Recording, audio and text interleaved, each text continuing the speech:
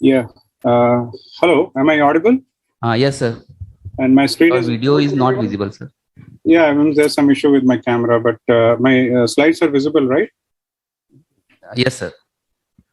Perfect. So yeah. So thanks to the organizers uh, for giving me this opportunity. Uh, I have been assigned this task of talking about biomarkers for predicting efficacy of immuno-oncology drug. But they put a rider here, and that's quite interesting. That's non-PDL1, non-MSI, and non-TMB. So when actually saw this topic that what I'm supposed to talk, I mean, I was literally confused, and I checked and rechecked in the program that is this non is as a misprint, but in the objectives of this topic, I mean, they were mentioning that I'm really supposed to talk something beyond PDL1, beyond TMB, and beyond MSI. And then I realized, I mean, it's quite relevant, actually. We know that PDL1, TMB, none of them is a perfect biomarker. And considering the cost of these drugs, and considering the fact that there is a clear class effect, there are some patients who would respond very beautifully to immune checkpoint inhibitors, and there are some patients who will not have any response practically. So it's become even more relevant to identify a better predictive biomarker. So I tried a little bit. Let's see how far we go.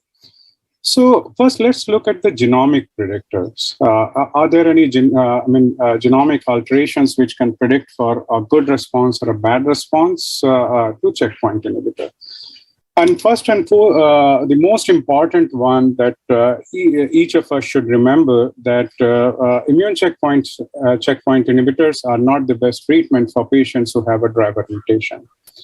Most immunotherapy trials exclude patients who have EGFR or ALK rearrangements. So these patients are clear no for checkpoint inhibitor.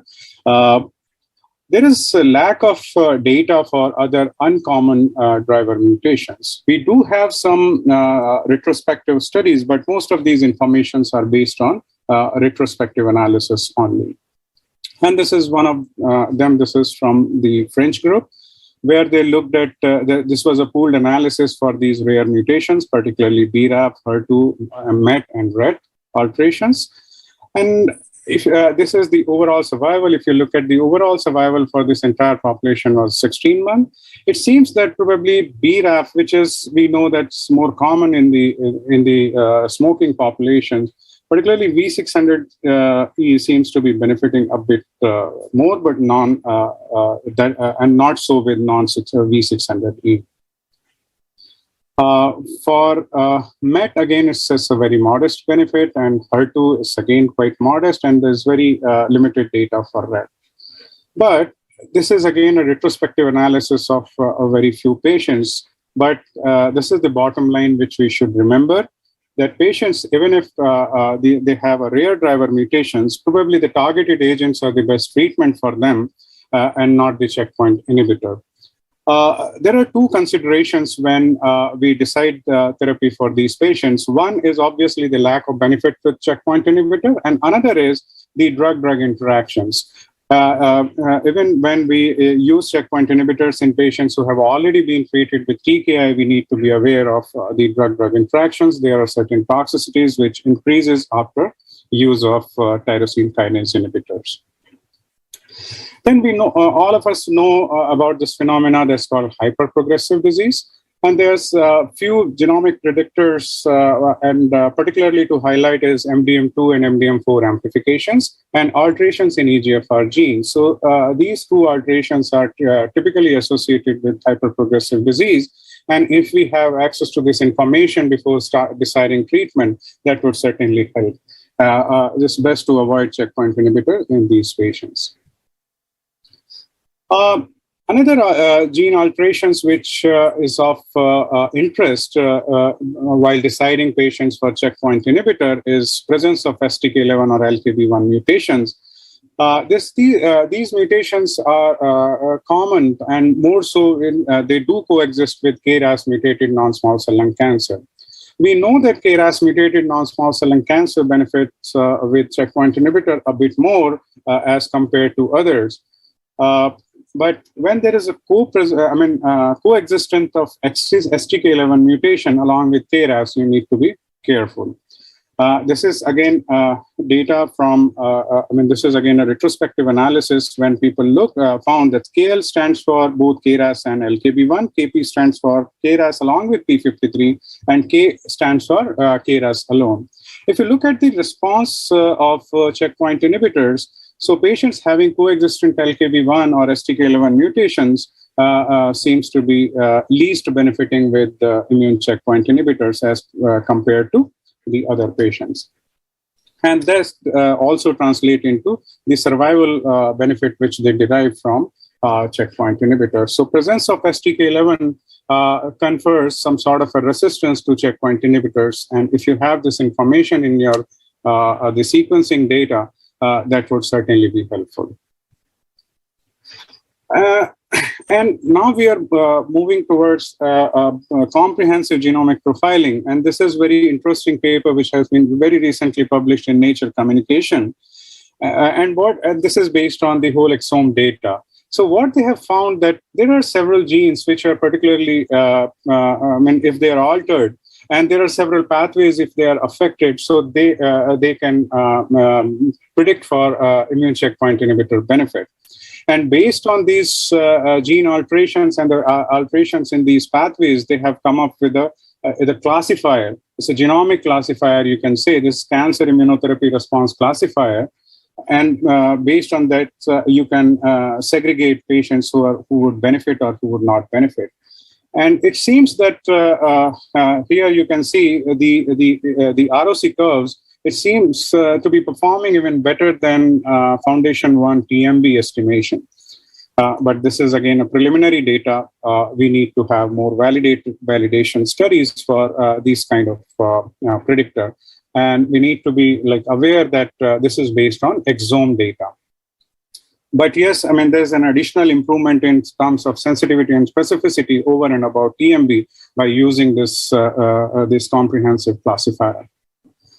And we know that we are moving towards an era of multi-omics. As genomics alone probably is not sufficient to get all the informations.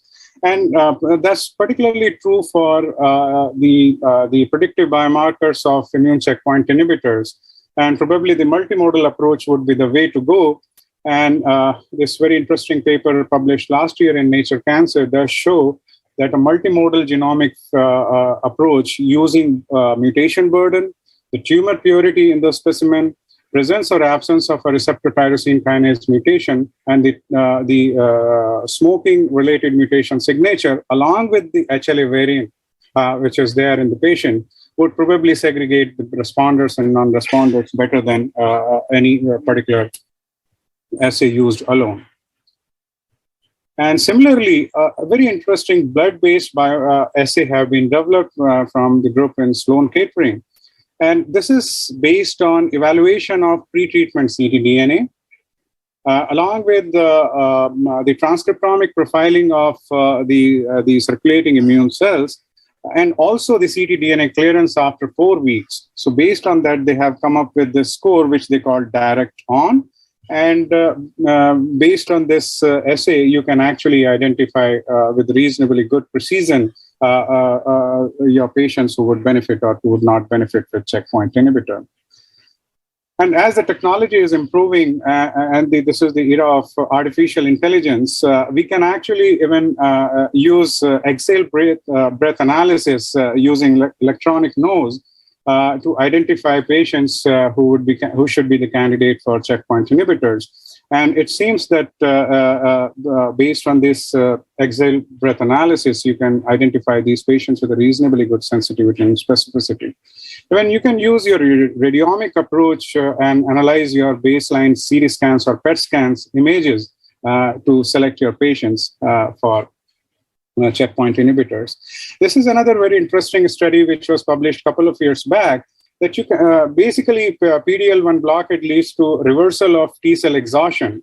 And we can actually identify this reversal in peripheral blood T cells.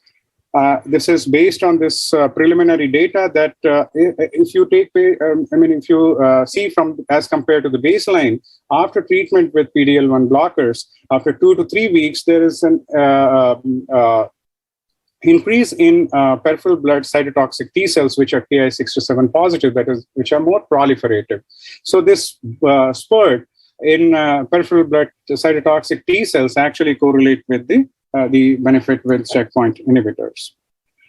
So overall, it seems that future is quite promising.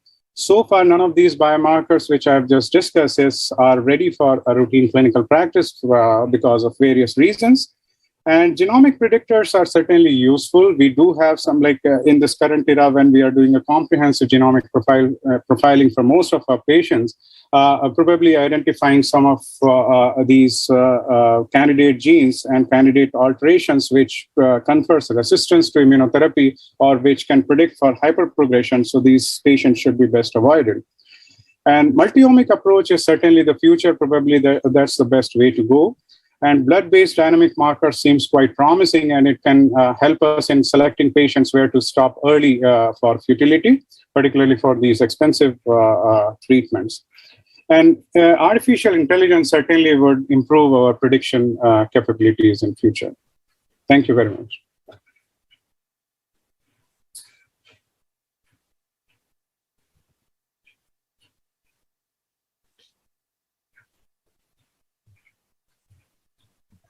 Thank you, sir. Next talk will be by Dr.